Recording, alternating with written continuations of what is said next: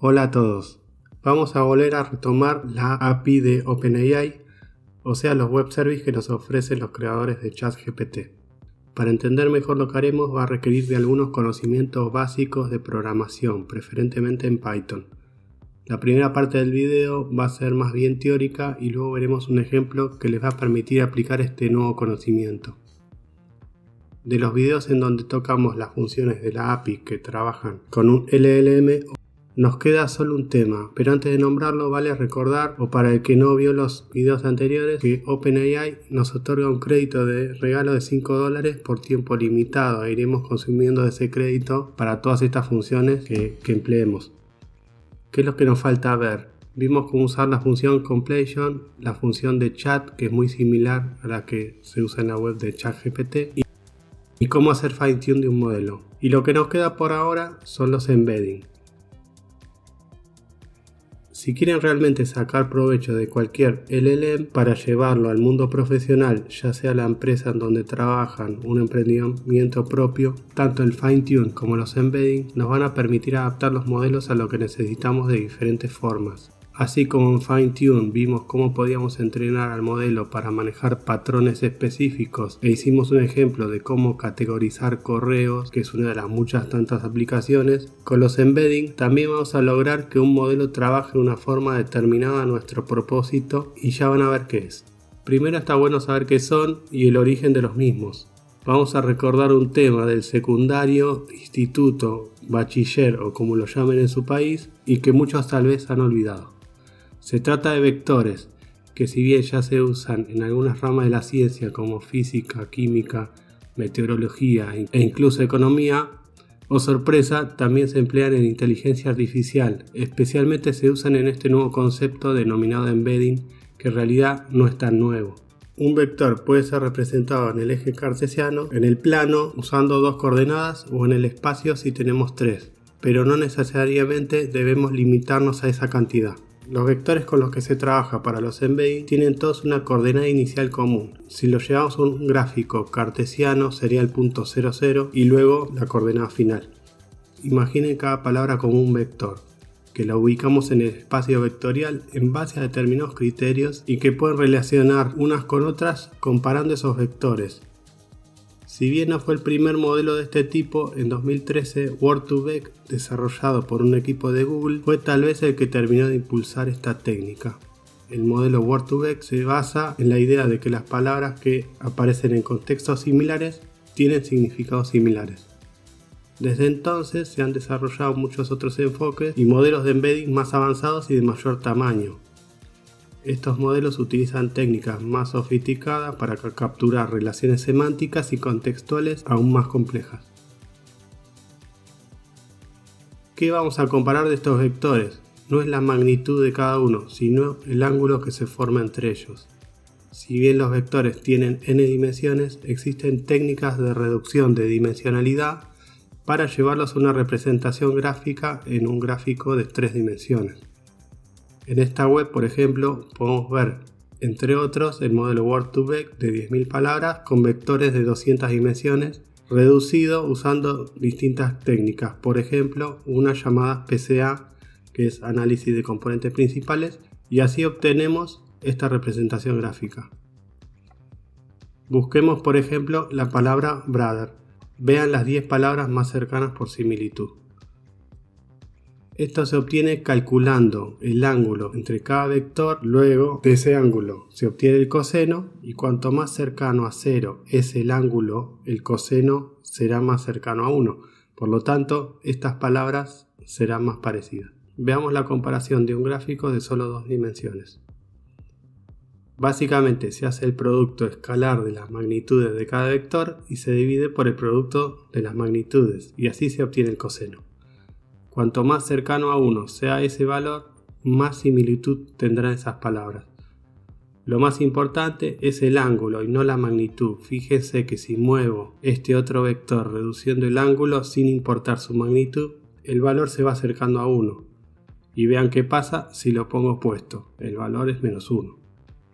Los embedding no solo son representaciones numéricas de una palabra, se pueden aplicar a frases y si bien se usan principalmente en el procesamiento del lenguaje natural, también se podrían crear embeddings de imágenes, audio, incluso en la medicina para representar ADN para clasificar bacterias, y a diario surgen nuevas aplicaciones.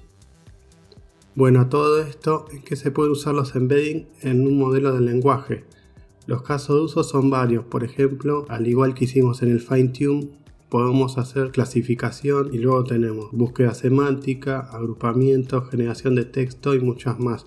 En futuros videos vamos a abarcar algunos de estos casos. Vamos un poco al código para no aburrir tanto con la teoría, pero primero, ¿cuánto nos cuesta crear embedding con la API de OpenAI? Tenemos todos estos modelos, pero lo recomendable para empezar es ADA V2, que cada 1000 tokens cuesta una 10 milésima parte de un centavo. Bueno, abrimos Google Colab, pero ustedes pueden hacerlo en un entorno de ejecución local con Visual Studio Code o JupyterLab, lo que prefieran. Primero debemos instalar la biblioteca de funciones de OpenAI, Pandas para manejo de data frame y TickToken para contar la cantidad de tokens de cada frase. ¿Por qué necesitamos contar los tokens?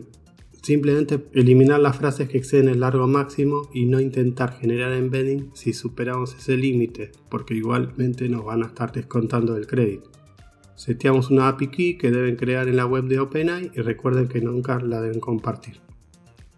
Luego vamos a generar un embedding para una frase simple, solo para que vean el vector. El módulo que usamos es ADA V2, que acepta hasta 8191 tokens. Dentro de la respuesta JSON está el vector. Se encuentra en la primera posición del campo data y luego el campo llamado embedding. Mostramos el largo del vector y la cantidad de dimensiones. Este modelo de OpenAI genera embedding de 1536 dimensiones. Y si lo comparamos con Word2Desk, que tenía un máximo de 300, es muy superior. Lo anterior fue una simple prueba. En la siguiente celda definimos algunas variables más, como el modelo, codificación y cantidad máxima de token que usaremos más adelante. La cantidad máxima puede ser el tope de 8191 o un valor menor según nuestra necesidad. Luego vamos a importar un CSV que contiene reseñas de usuarios sobre su experiencia en un restaurante, que se puede descargar gratuito, y les voy a dejar el link de Kaggle.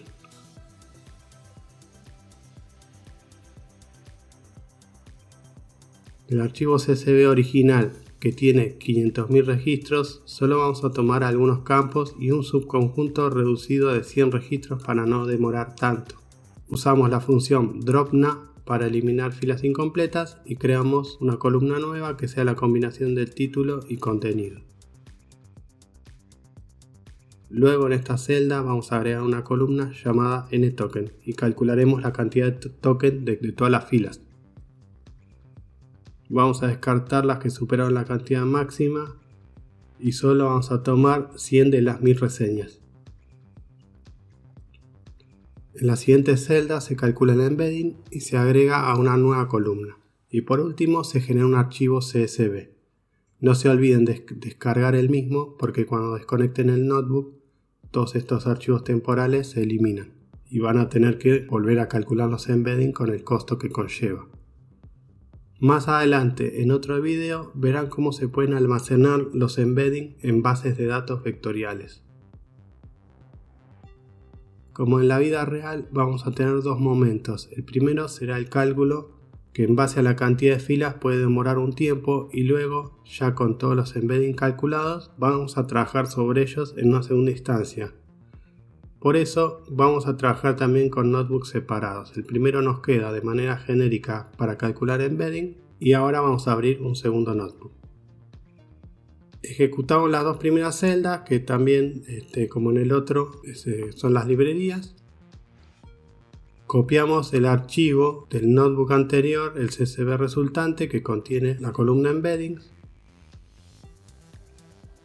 Esta celda va a levantar ese archivo.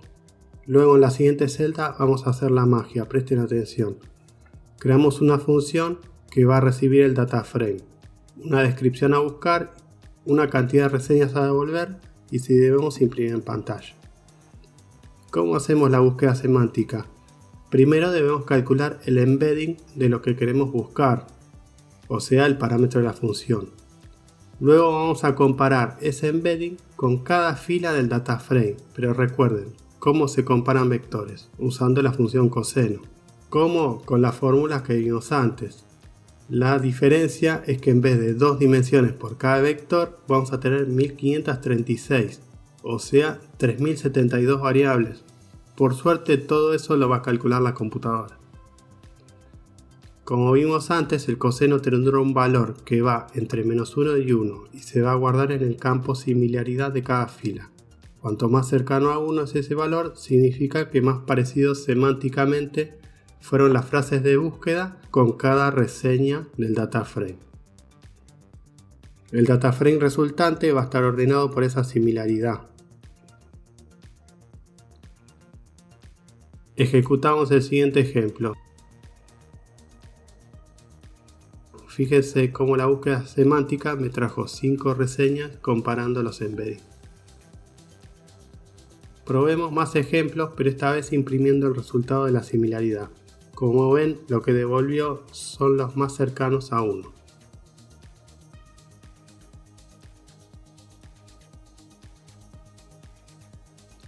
Muy bien, ahora es tiempo de imaginar en qué lo podemos aplicar. Podrían armar búsquedas semánticas en los documentos que manejan en la empresa y más adelante vamos a ver cómo resolver el problema en los 8192 tokens cuando los textos son demasiado extensos. Por ahora hasta acá llegamos, voy a dejar los links de todo el material en la descripción, espero les haya gustado, gracias por llegar al final, hasta luego.